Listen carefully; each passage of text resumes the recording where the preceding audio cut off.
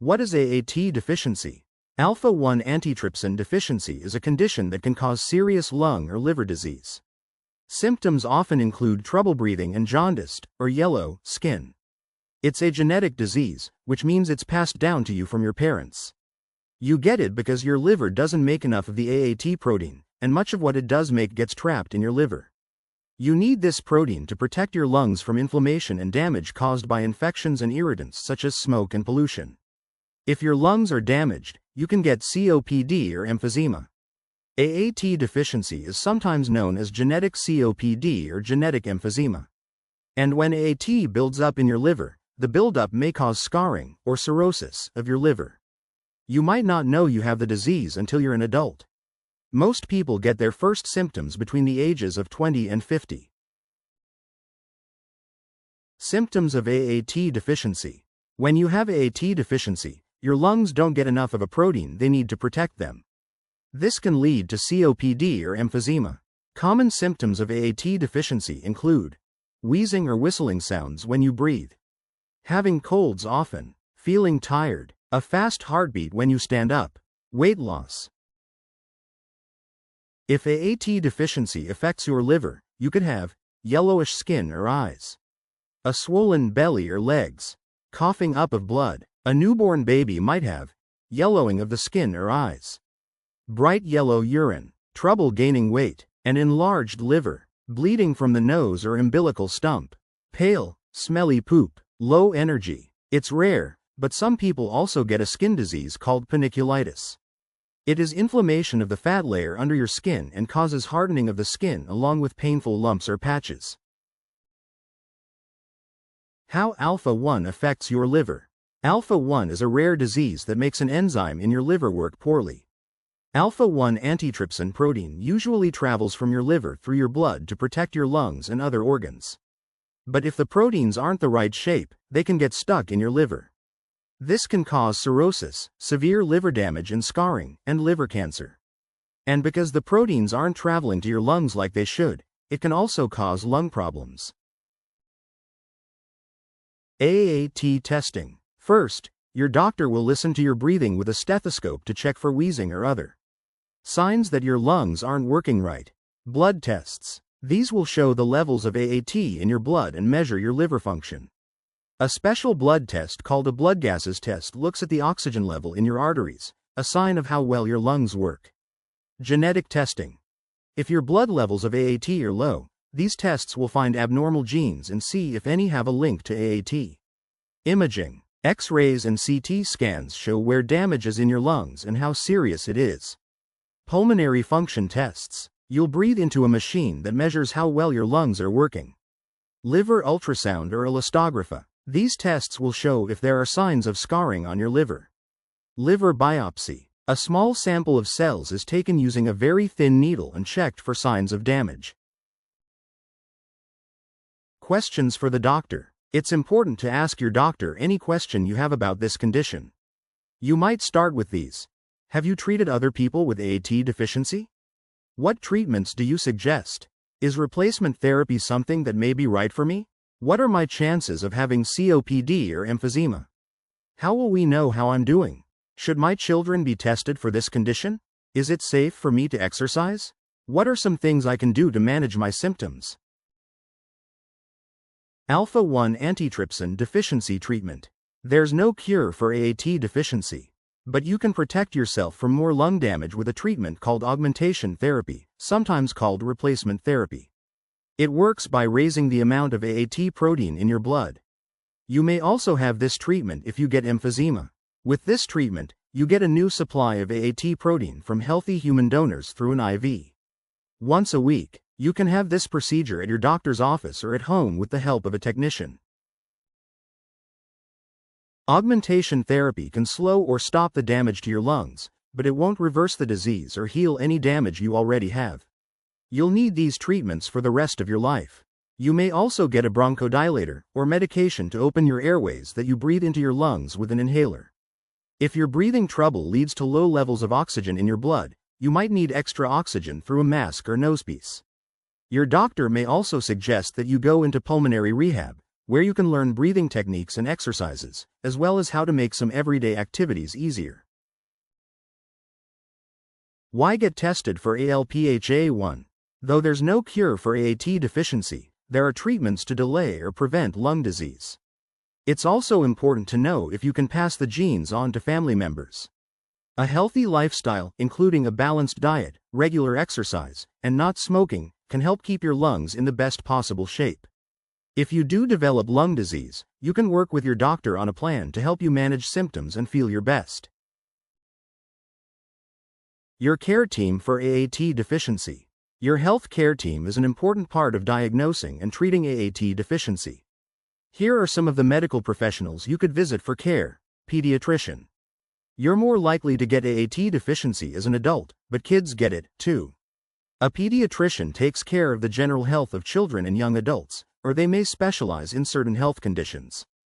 Geneticist. Since AAT deficiency is a genetic disease, your doctor may suggest genetic testing to precisely diagnose or help manage it. Geneticists and genetic counselors work with you and your regular doctor to include genetic information in your healthcare plan. Pulmonologist. These doctors diagnose and treat illnesses that affect your lungs, such as AAT deficiency. Gastroenterologist. AAT deficiency can also affect your liver, one of the organs that gastroenterologists focus on. These doctors mainly diagnose and treat diseases affecting your digestive tract. Pulmonary rehab team. Experts suggest pulmonary rehabilitation for people with AAT deficiency. This is a program of exercise, breathing techniques, education, nutrition, and more. It's designed to help people with pulmonary disease. Doctors, nurses, physical and respiratory therapists, exercise specialists, and dietitians could all be part of your rehab team. What to expect with AAT deficiency? AAT deficiency is different for everyone. Some people have severe problems. Others may have few or no symptoms. Breathing issues. You'll be more sensitive to smoke, dust, and allergens like pollen. If you catch a cold, your symptoms may be stronger. You also might have chronic bronchitis, an irritation of your airways that causes coughing and affects breathing.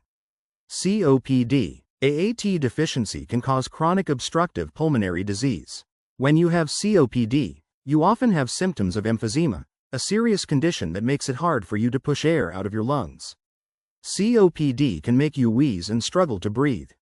You may cough up mucus and feel tightness in your chest.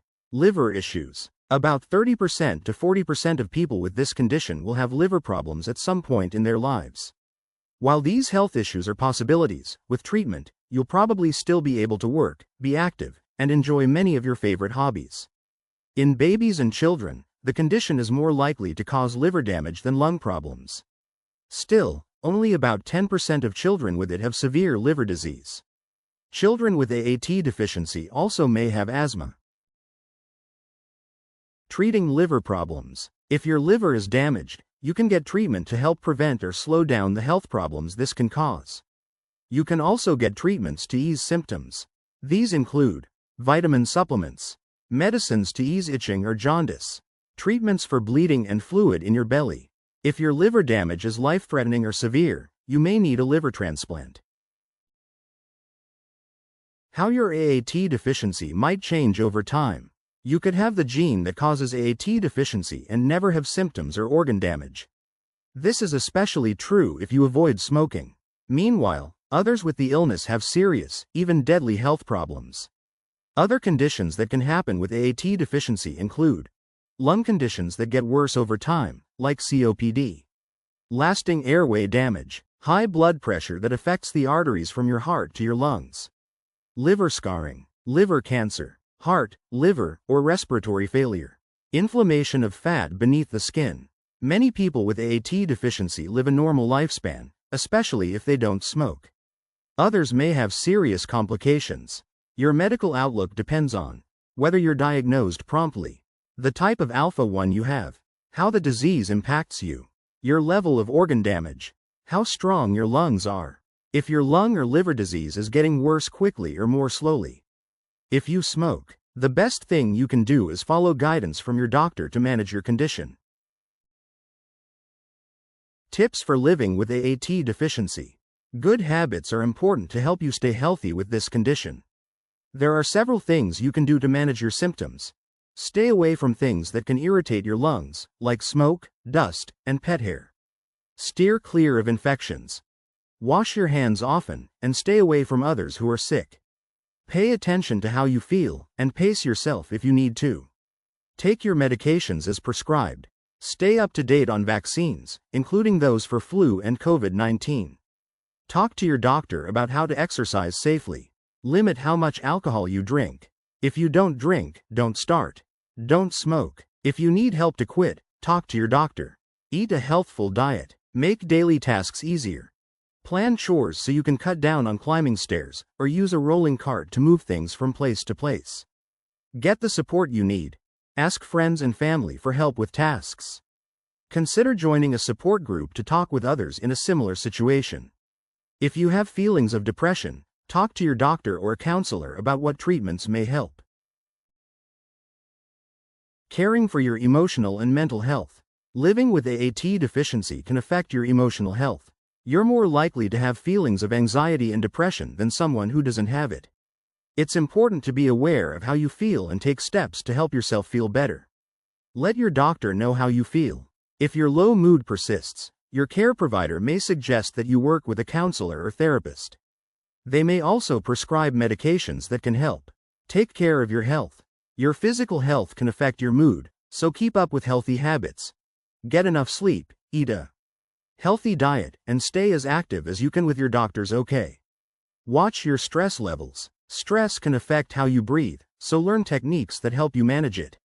This can be things like breathing exercises, journaling, meditation, or just taking some you time. Connect with support groups. It can help to talk to people who understand what you're going through. You can find names of doctors, links to support groups, genetic counseling resources, and other information from the Alpha One Foundation website. Ask for help when you need it. Whether it's taking over some chores for a while or giving a listening ear, support from your loved ones can make a big difference. Let loved ones know how they can help you when you're not feeling your best. The future of treatment. While augmentation therapy works to slow or stop lung damage from AAT deficiency, it's only for people who are seriously ill. This means people with less severe symptoms often don't get treatment. Augmentation therapy is also expensive, and weekly treatments can be inconvenient. Also, it only treats lung disease, not liver disease that sometimes forms when you have AAT deficiency. Researchers are now looking into new options for people living with this lifelong disease. Here's a closer look at some of them. Recombinant AAT. AAT can come from two sources: human plasma and through the use of recombinant technology. Scientists use this technology to create new proteins or change existing ones. In the future, it could be a more consistent and reliable source of AAT. But it's a newer technology and not approved to treat AAT deficiency. Inhaled AAT. People with AAT deficiency have replacement therapy through an IV, which can be inconvenient and uncomfortable. Researchers are now studying an inhaler that delivers AAT directly to your lungs. They've found it may work even better than an IV, since most AAT-related damage happens in the lungs. Several studies have found AAT inhalers are safe and boost AAT levels in the lungs. Other emerging treatments. Other treatments for AAT deficiency are in different stages of development. They include gene therapy. This involves replacing the faulty gene responsible for AAT deficiency with a healthy one. Research into gene therapy for AAT deficiency has been mixed. The results of one study showed the treatment is safe and worked to keep AAT levels in the normal range. But the results of another study showed lower AAT levels. Stem cell therapy. This treatment replaces damaged cells with healthy stem cells. The stem cells come from people with AAT, which scientists use to study and create treatments for the disease. Small molecule therapy. These are drugs that target specific molecules involved in disease. In AAT deficiency, they could help slow liver damage by stopping the protein from building up in liver cells. This type of therapy shows promise but needs more research.